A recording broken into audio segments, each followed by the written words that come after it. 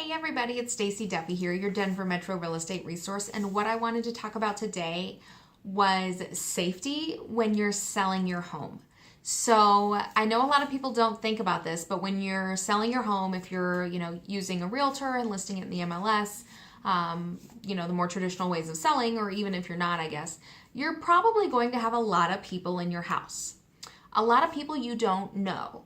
So there's some things that I always recommend to my sellers just to make sure that you're keeping yourself safe, your family safe, your pets, your kids, your belongings safe, everything like that.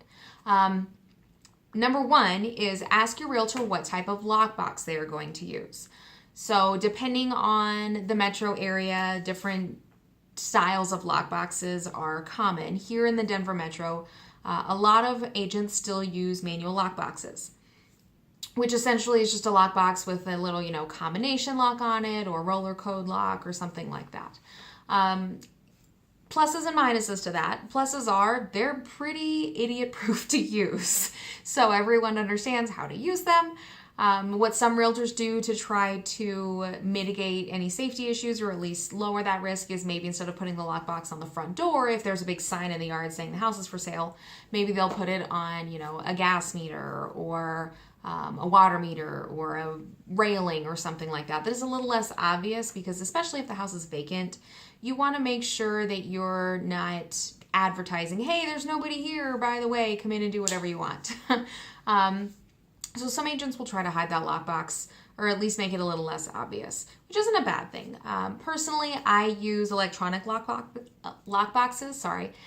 They are significantly more secure. You can limit when people have access. So like those manual ones, you can't limit someone walking up at 2 o'clock in the morning, and if they happen to have the code, they can just get the key and get in. With the electronic lockboxes, you can limit the access. Also, there are showing code restrictions, so a lot of times those day codes that the agents get to use on the lockbox only work for that day, so they can't come back 3 days later without you knowing. And as far as knowing, they also record when somebody unlocks the box, so you know that, okay, somebody showed up for their showing or maybe someone didn't show up. So those are just nice little features. They're much more secure. They're much more expensive, but so that's why, that's one of the reasons some agents don't use them. I would say the downside is some agents don't know how to use them. They are a little bit more complicated, but it's essentially just you got to wake up the box and put in the code. But anyway, so ask your agent what type of lockbox they're going to use. Other things that are simple that you can do as a seller, remove any mail or junk mail or personal information or credit card statements, bank statements, anything like that that's easy for someone to just walk through the house and pick up and take with them. Prescription medications, that's another thing. So if you're going to be showing your property and you have to have those in the house, ideally just, keep them in a little box in your car or something and keep them with you. Or make them, hide them so it's not just easy to open a drawer or a medicine cabinet and take a pill bottle with you. So be sure your junk mail, your medications, credit card applications, anything like that that has any sort of personal information, be sure to keep that tucked away or locked up in a safe or something like that. But anyway, so those are just two big things for home security. Making sure that you use an electronic lockbox if that's an option. A lot of other metros, that's pretty standard.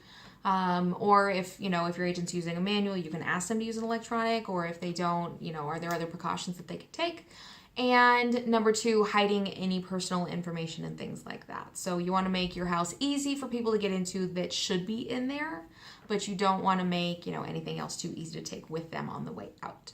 So anyway, if you have more questions about this, please feel free to leave a comment or question down below, or you can reach out to me directly. My contact information is on my website. The link for that is down below as well. But thanks so much and stay safe out there. Bye-bye.